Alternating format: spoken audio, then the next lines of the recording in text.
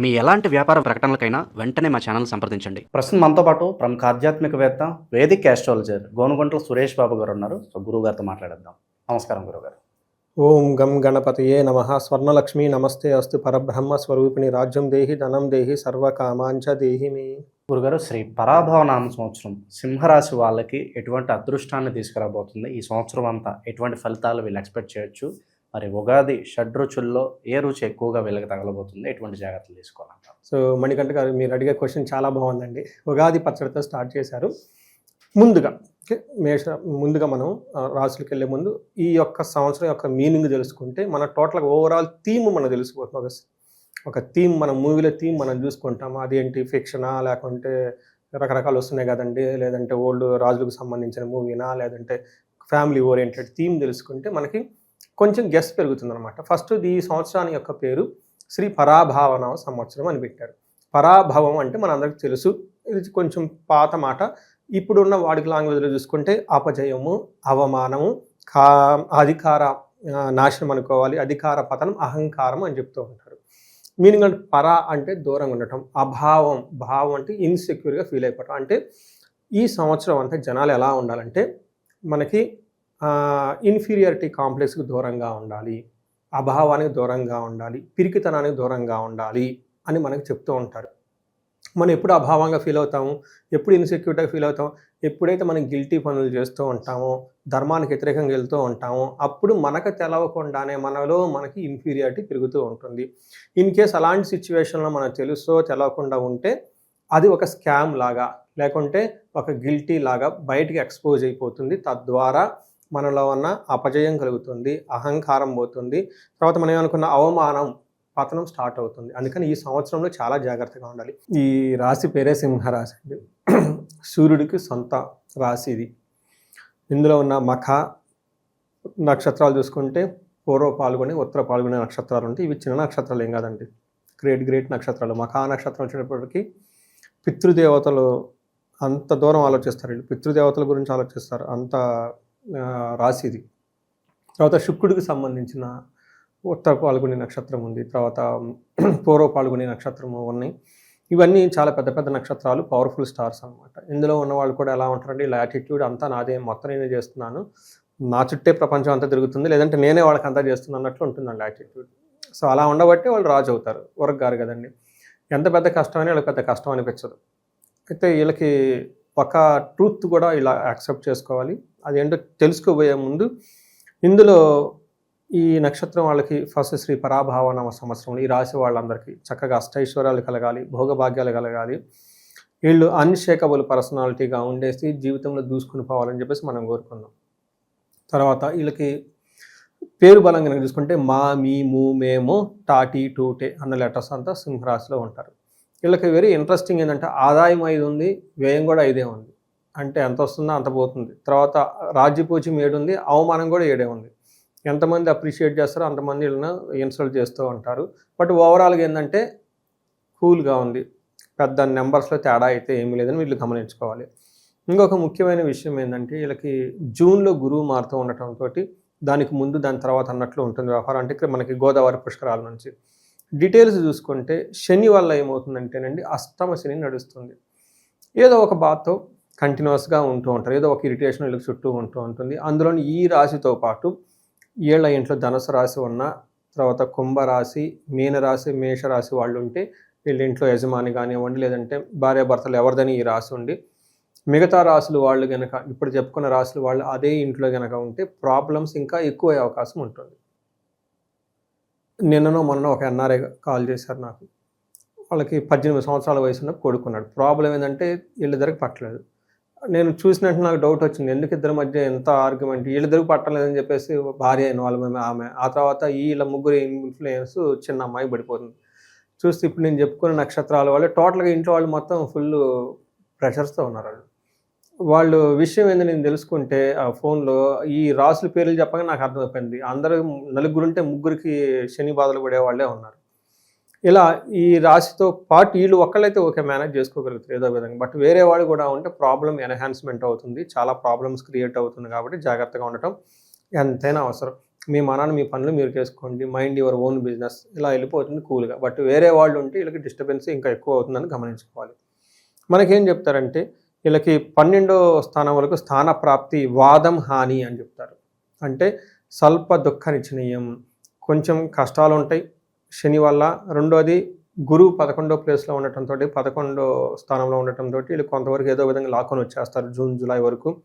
ఆ తర్వాత వీళ్ళకి వృధాగా ఆర్గ్యుమెంట్లు జరుగుతూ ఉంటాయి.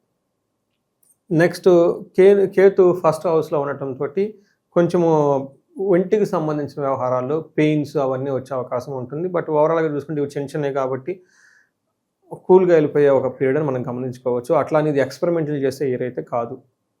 కొత్తగా బిజినెస్లు చేయటం, కొత్త వాళ్ళతో పరిచయాలు పెంచుకోవటం, కొత్తగా ఏదేదో చేద్దామన్న టైం అయితే కాదు. Mind your own business, mind your own family members, take care of them, take care of your self. That is 100% perfectly works this 2026 గమనించుకోండి. ఇందులో శని 8వ ప్లేస్లో ఉండటంతో ఏమవుతుందంటే నానా కార్య విరోధచ్చ వ్యాధి పీడాం ధనక్షయ అప్ప మృత్యు భయం. గమనించుకోండి ఏం చెప్తారంటే శని వీళ్ళకి మిక్స్డ్ రిజల్ట్ ఇస్తున్నారు. ఓ పక్క వీళ్ళకి అయ్యో ఉంటుందా పోతుందా, అసలు ఏమవుతుందా లేదా అన్న ఒక బాధగా ఉంటుంది. అంటే వాళ్ళకి ఏది చేసినా సరిగ్గా కలిసి రాదు, కావాలని మోసం చేసేవాళ్ళు, చీటింగ్లు చేసేవాళ్ళు ఎక్కువ ఉంటారు. ఇది బాధ వీళ్ళకి జూన్ తర్వాత ఇంక ఎక్కువ అవుతుంది.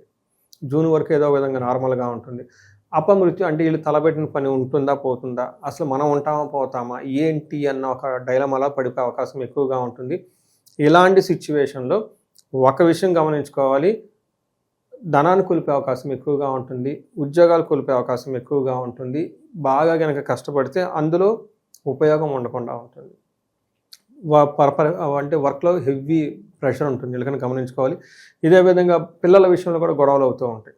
అందుకని సెన్సిటివ్గా ఉన్న టైంలో మీకు చాలా పేషెన్స్గా ఉండాలి, రిలాక్స్ ఉండాలి, మీ మీద ఎక్కువ ఫోకస్ చేసుకోవాలి. మార్నింగ్ జాగింగ్కి వెళ్ళటం, మెడిటేషన్ చేయటం, యోగా చేయటం. సో ఒక వాల్యూ స్థితికి విత్ ఇన్ ది బౌండరీస్లో మీరుంటే శని ఏమీ చేయడండి. ఎప్పుడైతే మనం హంగు ఆర్భాటాలు అవి చేద్దాం ఇవి చేద్దాం అని షో ఆఫ్ చేసుకుంటే శని కోపం వస్తుంది. అందుకని ఈ టైంలో ఈ ఫోకస్ ఆన్ యువర్ సెల్ఫ్, భార్యాభర్తల మధ్య లేదంటే ఫ్యామిలీ మీద ఎక్కువగా ఫోకస్ చేస్తే, ఈ టైంలో ఫ్యామిలీతో బెస్ట్గా టైం స్పెండ్ చేస్తే చాలా బాగుంటుంది. గురువు వీళ్ళకి 11వ ఇంట్లో ఉండటం వల్ల మ్యారేజ్కి అనుకూలంగా ఉంటుంది, పిల్లలు పుట్టడానికి అనుకూలంగా ఉంటుంది, బ్రదర్స్ సిస్టర్స్ నుంచి సపోర్ట్ అయితే ఖచ్చితంగా వస్తుంది. యశో వృద్ధి సర్వత్ర విజయ సుఖం అంటే ఇలా కీర్తి ప్రతిష్టలు చాలా బాగుంటుంది. ఎప్పుడు విజయవంతంగా సుఖంగా ఉంటారు. శత్రువులు అనేవాళ్ళు ఎవరైతే ఉండరు. ఈ టైంలో ఫస్ట్ 6 monthsలో గురువు యొక్క బలం చక్కగా ఉండటంతో మంత్రం జపం చేసిన, తీర్థయాత్రలు చేసిన అక్కడ మంత్రసిద్ధి వచ్చి వీళ్ళు చక్కగా ముందుకు వెళ్ళిపోతే అవకాశం ఎక్కువగా ఉంటుంది.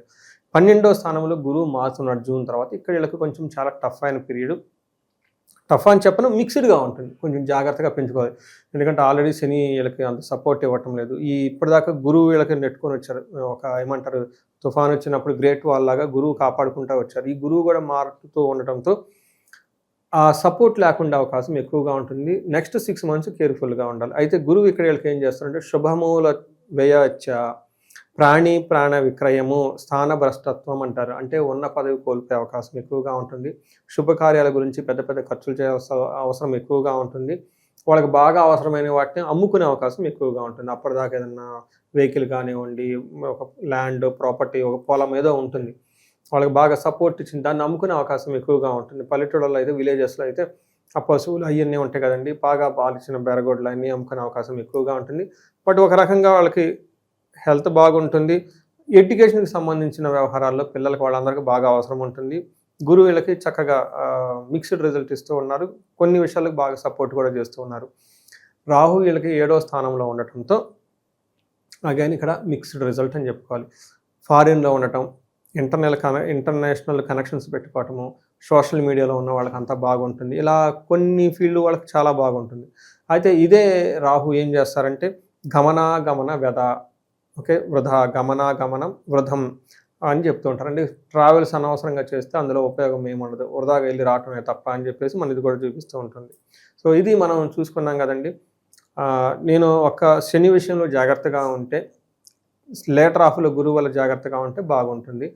అంటే ఇది ఏం చెప్తా అంటే ఒక లైన్లో ఏం చేస్తే బాగుంటుంది ఈ రాశి వాళ్ళకంటే mind their own business, mind their own, take care of their own family.